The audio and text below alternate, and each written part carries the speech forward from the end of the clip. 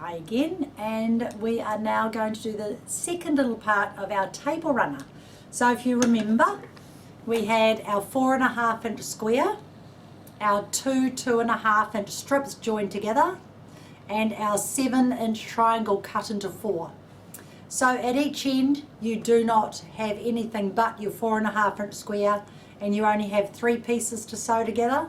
The next one you have 4 pieces to go sew together, and then 5, 5, 5, 4 and 3. So you end up with it looking like this. Okay? The next thing you do is you cut 2.25 inch strips of the same fabric that you're using for your 7 inch squares, and they become the triangles. But when you actually get it off the bolt, what happens is the fabric, if it's been in 4s, you have these quite significant crease lines. So remember, you'll remember me showing you this once before. And so what I'm going to do is just spray my starch, and I'll lay these all out so I get them done all at once, all my little strips, and I'm going to spray those fold lines to get rid of them, crease lines, because they're a nuisance. So this is the Terial Magic, and I find this one very, very good. So you just spray, except for it's nearly empty. It's not spraying very well, is it? Oh, here we go. Yes, yeah, we've still got enough left. So just give it a little spray. Oh, there's just going to be enough left, I think. Look, just a drip, just to do. I'll have to see if we've got some more. So give it a nice press. Oh, there's none on that little piece. It's all right. I'll do it on the bits that we've got. Really, really, really does work to get out those creases. I love it. See if I can pump it. Oh, yep, there we go. Enough for that one. Such a good product. So you used to be able to get the Robin spray starch from the grocery store. That was also a good one. Of course it was. It's my name. But you can't buy that anymore. So you just need to have a look. But the beauty about this one over the other sprays is these are not aerosol sprays. So I think they're nicer to work with. So just give it a really, really good press. These little short ends that I've got left, I'm using for the ends of my table runner. So they're just nice little short ends. So I'll just keep those aside for these short ends here. And I'll just spray I don't need to spray the end of that one, just this one more. Let's see if we can get another little bit out. There we go. It's all you need. Doesn't need much. Just enough to get rid of that crease line. Now the next thing I haven't done, which I am going to show you, is you need to take off your salvages. So if you see on the back of your fabric, you've got your salvages there. So I'm just going to cut off those salvages so I've got a nice straight clean edge. Okay, so I'll do that now. They're not on those little bits, but they are on these bits. And then if you think it's getting blingier, you wait till I'm finished, because it's going to get blinged even more. Because remember, we're talking Christmas here, so, oops, so you have to take them. So there you go. So there's my little salvages cut off. So I've got my nice straight edge.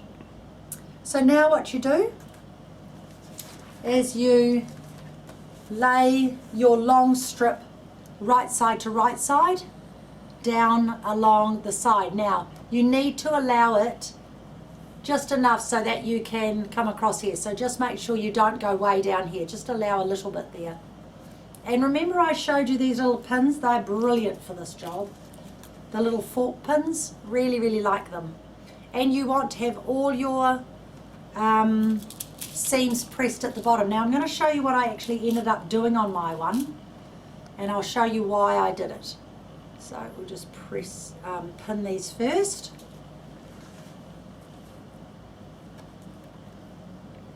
You can trim all those off, but you can do it.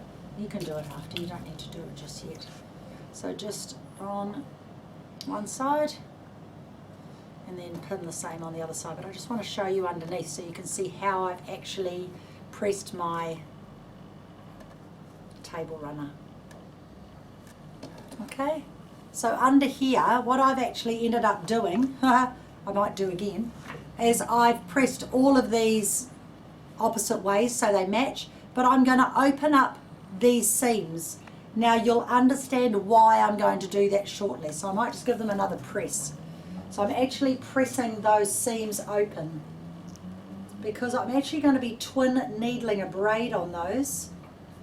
So when we go to quilt it, it's going to be twin needle quilted through those central sections, and that is why I am pressing that open. Okay, so just give it a nice press and you'll see why shortly. It's just, yeah, it depends what you're going to be doing and how you're going to be finishing your quilt or your table runner or your cushion or whatever you're making, whether you press these open or not. But for what I'm doing, they will stay open because I'm going to be twin needling down both sides and ironing a braid on. Okay, so can you see there I've pressed them all open. So now I'm going to do my 1/4 inch seam. Just move that all out of the road. And I'm working on the right side to right side. And put my, where's my knee control not going down? There we go. Knee control down, and make sure your needle stop down function's on once again so that the needle is going to stop down in the work. And remember, you don't backstitch, so take the pins out as you go. And it's very easy to see the underneath. You don't have to worry about, I don't measure the length and make sure it's exactly the same because there's no give in this, so you know you're going to be fine. It's actually quite exciting to start thinking about Christmas, I think, because it's a fun time to make really, really, really nice things for your home or for gifts for friends. I think it's nice. I just don't have enough hours in the day to finish everything I want to make, but I have to make time because I have things to send to Australia. And they literally will take half an hour to finish, so maybe tonight's the night. So stitch it all the way to the end.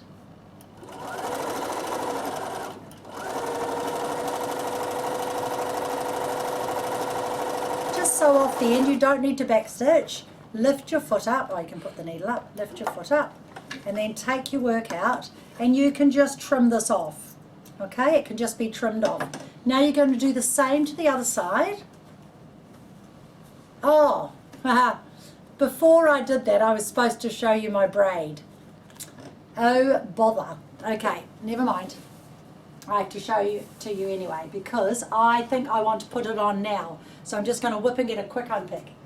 So what I'm going to do is I'm actually going to sew a braid across this line of my table runner and then across this line, and I'm going to do it, iron it on before I sew the seam, which I forgot. So I'm now going to get a quick unpick and I'm going to unpick and show you. Oh dear, sorry about that. So I'm not going to unpick it all, I'm just going to unpick where my braid is going to go in. So I'm just going to unpick a very, very small amount here and I'll be able to slip the braid in. So it's a little bit cheaty, but it doesn't matter because I'm going to top stitch it through the wadding later. So at this stage I'm just going to iron the braid on. So I'll just show you with a couple of them and then you'll get the idea. And I really need glasses on. There we go. Okay, so I'll just pull that up. Right, so this braid is really cool. This is the Clover iron-on bias tape. And I use it when I'm making these sometimes just to add another effect. So how this works is you just peel off the backing paper.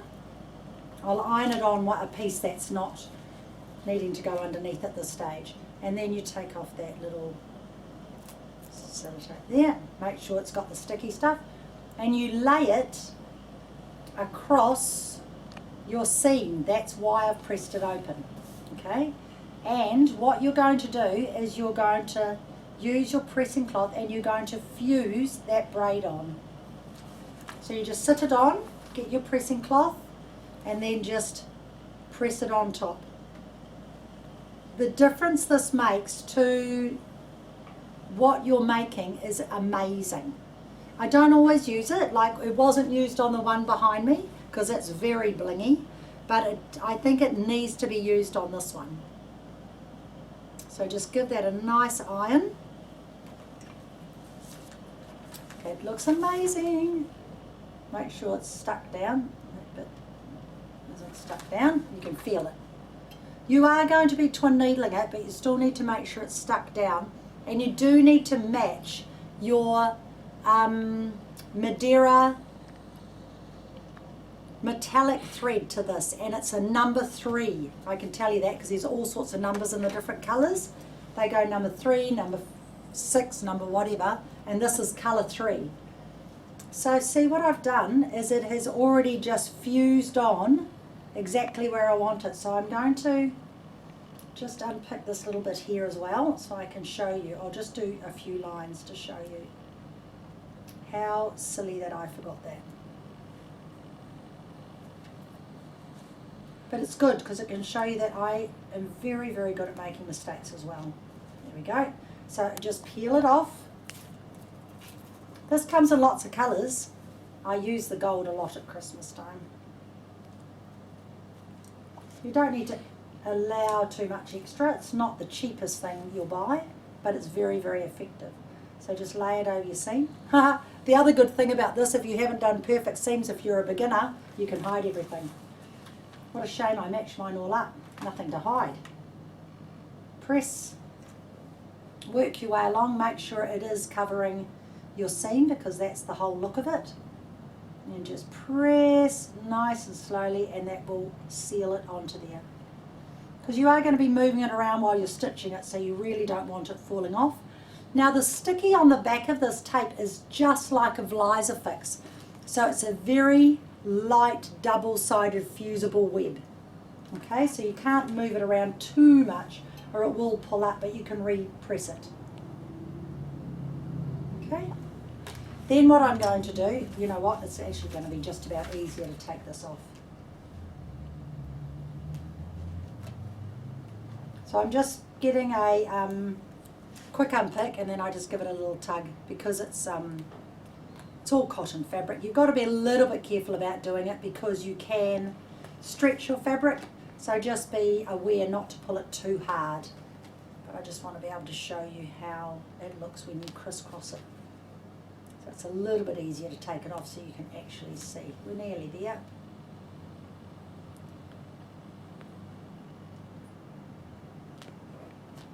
A lesson in unpicking. So pretend you've done all your iron-on pieces one way.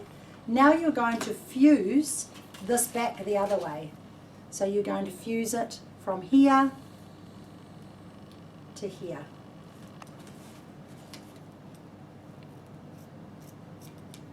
All right, so lay it on, get it nice and even, and then get your pressing cloth, lay your pressing cloth over and press. So you don't iron it like you iron your clothes, you simply just press it on. Okay, and like I said, I will use a twin needle.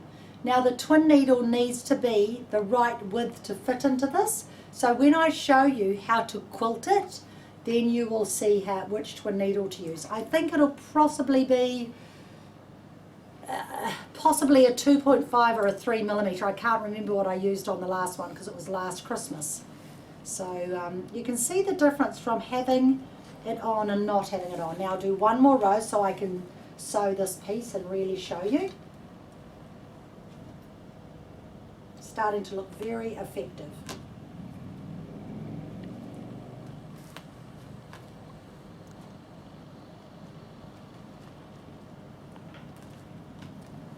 See, I'm not pulling too much at any one time so that it doesn't damage my fabric. You really can't do this with a lot of fabrics, but cottons are wonderful to be able to pull up like this.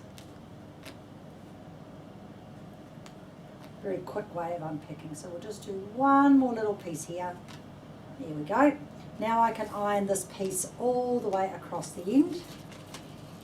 So you can buy this by the roll, and it's 10 meters, or you can buy it by the meter. We do let you buy it by the meter as well, because sometimes you just want it for a really small job. Here we are. So iron that onto there, and iron that onto there. And the reason why I really want to show you this is because when you see half of this done and half not done, you'll see the effect that it takes. It's really clever. So press it, don't iron it like you iron your clothes. Just give it a nice press. And I lightly press it and I go back and repress it. Okay. And what it also does is it defines your squares. So it really changes how it looks because it defines the squares where you've joined your fabric.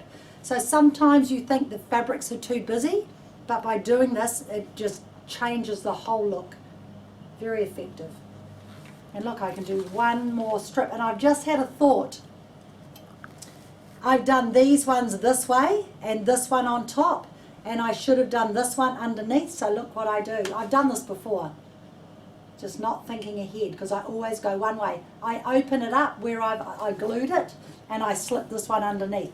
Done it many times. I know all the little tricks because you really want it to look the same every time. So peel off your paper, slip this one under here so that it's underneath and that one's on top. Okay, so it's a little bit cheaty, but it doesn't matter. You can press it. Oh, and the same here. Slip that one off and press that one on. Oh, it's got a bit bent there. It's all right, it'll iron out. Just so that it's very consistent. So just cover that, pop that back onto there, oh, slide it down, make sure that it's all covered. Okay, so all of this way will be underneath the ones that are going across the top. I'll have to remember that when I finish it. Okay, give that another press and just hold your iron. Just count to about 5, no longer. It's a very, very good braid. It doesn't, it can take a bit of heat. And it's biased. So what that means is I can actually make designs out of it. It doesn't just have to be straight. Very cool. Okay. So now you can start to see the results you get from using a braid across your work. Very, very effective. So now I'll sew this side back on, and I'll sew part of the other side back on and do one end for you. And you should be able to finish off your table runner all ready to quilt. And that will give something for you to do in the next 2 weeks, ready for Christmas. And then you can quilt it with me next time. So I will back stitch that little bit because I've unpicked. And it's a very soft braid, so it's not hard to sew over. Okay? And I'm just going to hold it because I haven't re-pinned it. What I like about using the cotton fabrics is they are very firm to work with. They don't move around, so it's nice and easy. And I just think if you actually do the braid now rather than do the braid afterwards, you're not having to turn under the ends. I have made one before and I decided to do the braid at the end, and it was a pain because I had to turn up under each piece on an angle. So I don't want to do that this time, so I'm very glad that I remembered to do it. So I'm going to turn this around and I'm going to just stitch the braid in that first half so I can show you how to do an end. And I'll leave the rest till I put the braid on, okay? So I will just sit this one, remember just to allow a little bit at the end and to grab your little fork pins. I can actually only sew to here because the braid needs to go on the end, so I can't go too far. You've got to be aware of that when you're just doing things like this, because I can't actually go too far else I'll be unpicking again, which I'm not going to do tonight. There we go. So just stitch from this end, and I'll just do a little tiny bit so I can show you the ends. Oh, my needles are up. I don't like my needle up. Needle down. So I'm going to stop before this end here, and I will reverse it because I'm going to be restitching it later on, just so it doesn't come undone. Needle up and foot up. So now you've got your 2 sides stitched down, you've got your braid on. Now you're going to trim your excess braid and fabric. So you'll have some little bunny ears there. get rid of those. You'll have a little one here, get rid of that, and the same on this side. So you want to trim those little bunny ears, just so it's going to sit nice and flat. Now you're going to take it to the iron, and you're going to press these seams outwards. So you're going to press them open like this, and you're going to press them away from you, so you're enclosing that little seam. Okay, I might just use this because we've got our gold on there. Don't like to iron straight onto that, just in case you damage it. Okay, so just press that seam away. Just move your little pressing cloth. This is not a normal size pressing cloth. Somebody cut my one, so we cut off this little piece and it's actually quite handy. So now I'm going to press it this way and pretend it's all the way along. And then I can show you how to sew the ends on. They're both done exactly the same. So I don't trim that off at this stage, I just leave it and I just sit it on my table. And then you get your little short pieces that you've got. Is that going to be long enough? No. I've got a couple more little short pieces under here somewhere. Why did I put them here? So now I'm just going to stitch this all the way down here. Now you need to make sure, don't go like this, just make sure you've got a bit of an allowance so you've got plenty to turn over and cut, because when this folds over it needs to cover this edge here, so don't be too skimpy. Okay, don't be too stingy, should I say. Yep, that's going to work. So just come to there, pop a pin in there, and I can actually finish this side off, which is quite nice, seeing as I've made a bit of a mistake there, but that's all right. That's how you learn. I'm good at teaching you what not to do. There we go. The more I'm sewing on this, the more I'm really enjoying this table run. I think it's going to be very pretty. So needle down again, put your needle down on. And just sew all the way to the end and straight off the other end.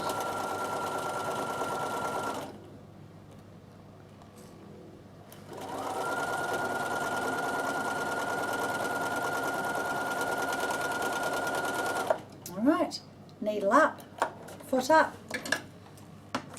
Now you can quite happily cut this piece all the way back. You don't need to use your cutter, you can just use your scissors. Okay, that can come completely off and you can cut that tail off. Now you can press this away from you again. So the whole time you're pressing and stitching and pressing and stitching. So press it away from you and get your pressing mat. And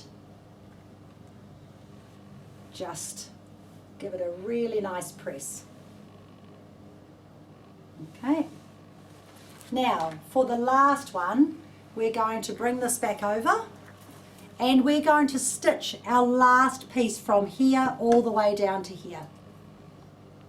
So we are just going to sit this up onto here, and you can line this up nicely as a 90-degree angle there, because you've cut it nice and straight. Of course you have. And then bring this down, and you're going to sew all the way to the bottom this time, right to the bottom of your strip here. Okay?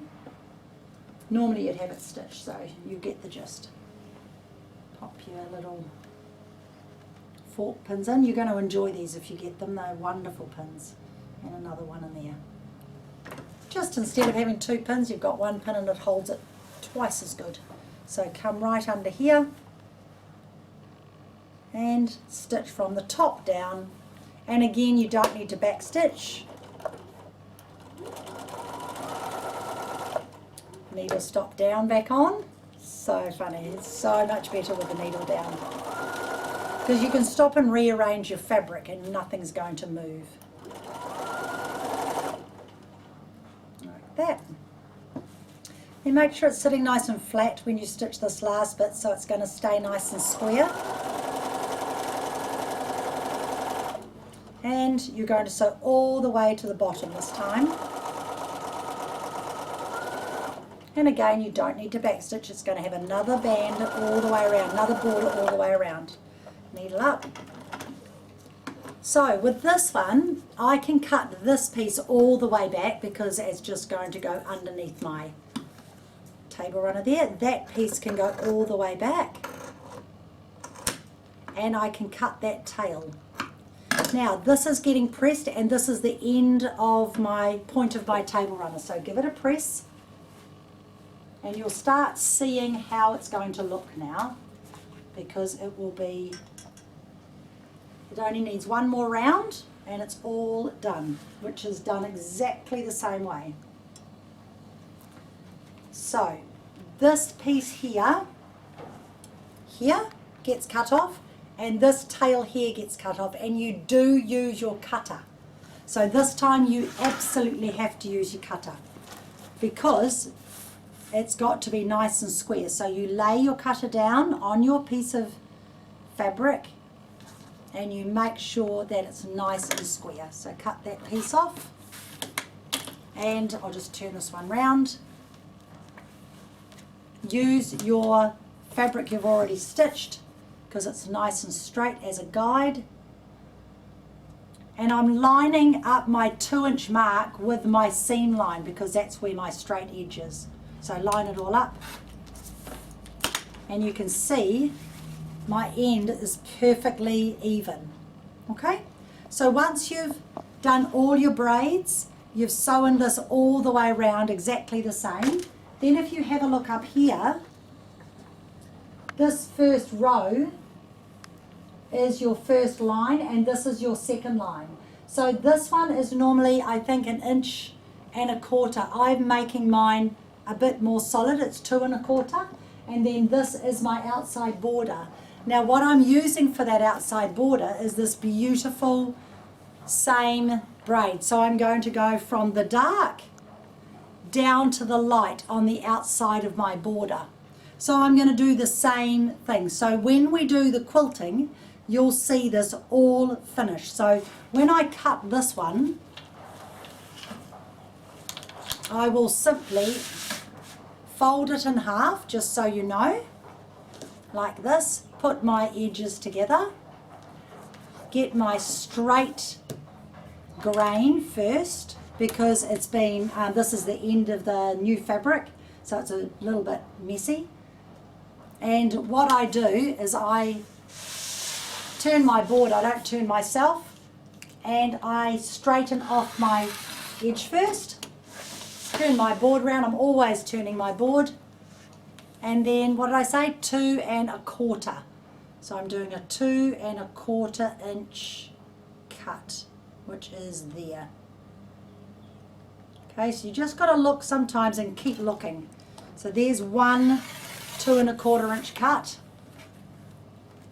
and there is my second 2 1/4 inch cut, and I've got another couple of little bits. So you can see now I'm going to get that beautiful dark through to the light grey.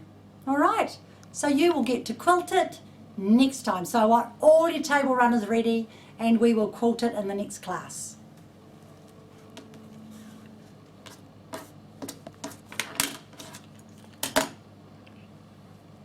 Oh, and we're finished till next class.